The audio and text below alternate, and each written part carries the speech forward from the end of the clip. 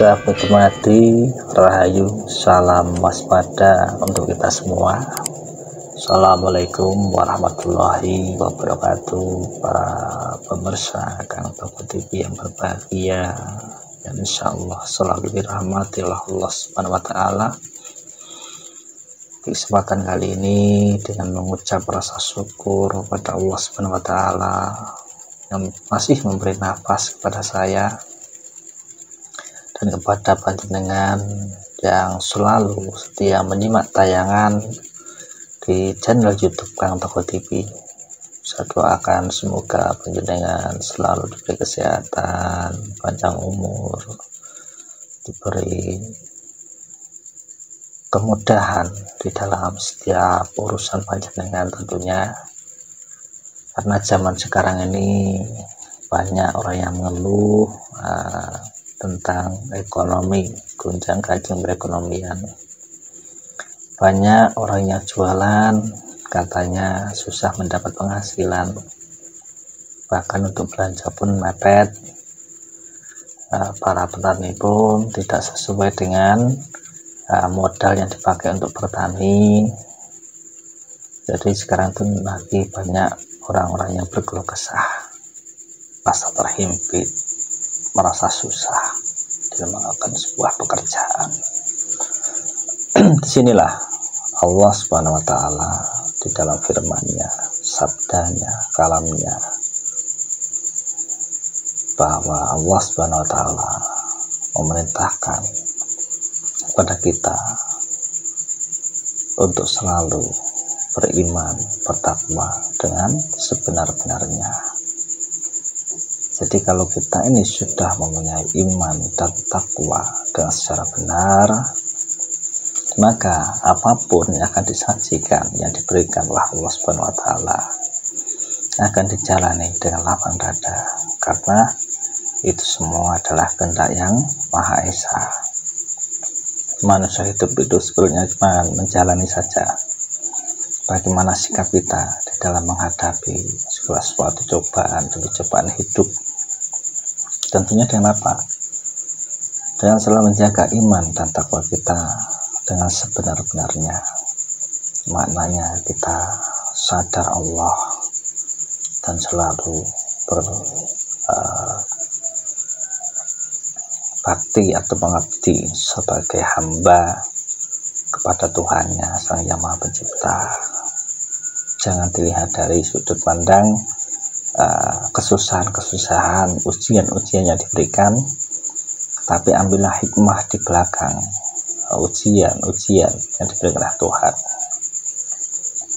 Kalau kita sudah menerima dengan ikhlas dan lapang dada, maka disitulah akan ada kemudahan atau solusi di dalam kehidupan kita. Kenapa? Semua yang kita miliki itu hakikatnya hanya titipan. Harta, benda, anak itu adalah titipan. Kalau kita berpikir dengan penuh rasa kepemilikan, maka suatu saat tentunya kita akan merasa kehilangan dikala diuji dengan peringkat ekonominya, dengan anak. Itu sebagai ujian supaya kita semakin mendekat di dalam keimanan kita, di dalam ketakwaan kita kepada Tuhan.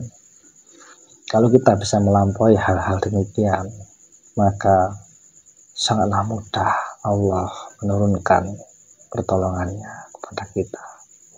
Karena kita mampu menerima, sudah bisa menerima apa-apa yang disajikan, yang disuguhkan kepada kita, dan kita menerima dengan lapang dada dan ikhlas.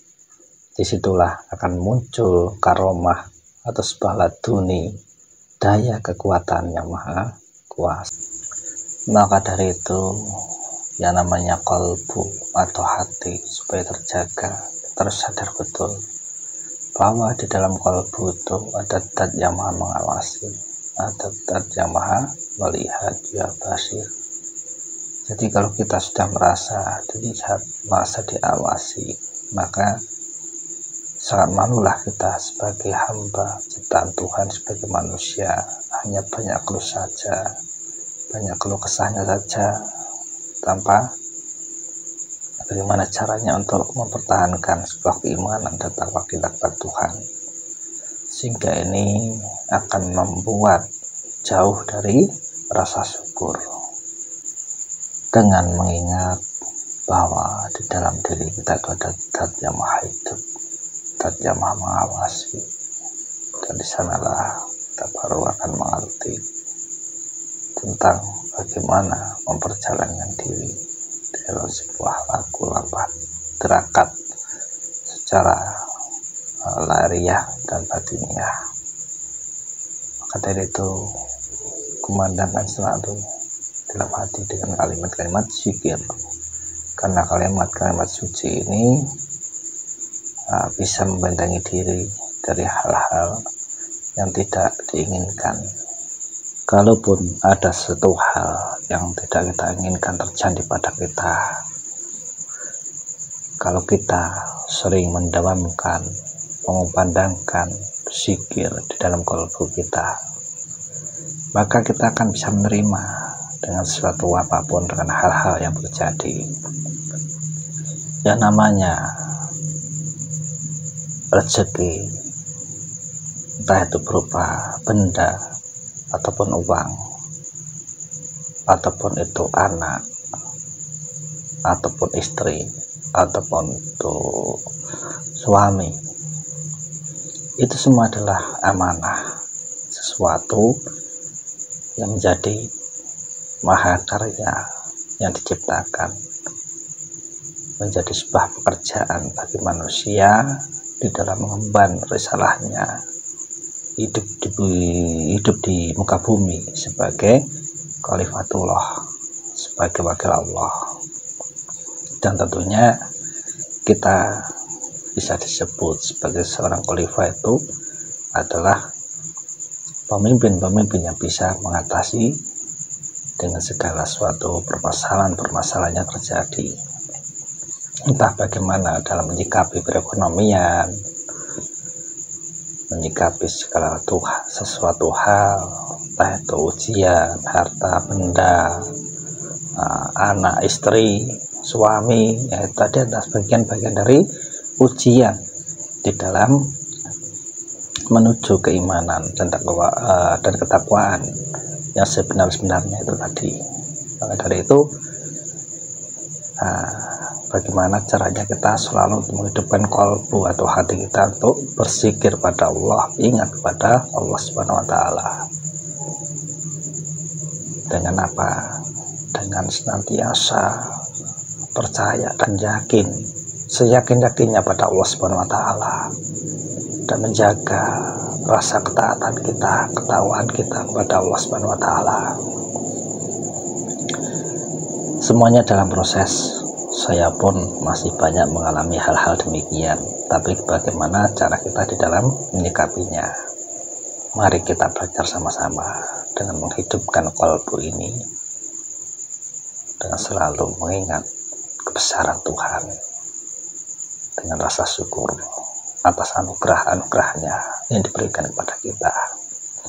Sekian dulu, mohon maaf kalau ada banyak salah kata. Saya juga masih belajar, kita sama-sama belajar, tidak berniat menggurui. Saya juga fakir ilmu, saya hanya coba menyampaikan di media dakwah channel Kang Toko TV ini untuk meninggalkan atau membuat suatu kemanfaatan di sisa hidup saya ini. Terima kasih. Salam waspada, salam mati, rahayu. Assalamualaikum warahmatullahi wabarakatuh. Ambil Pak D.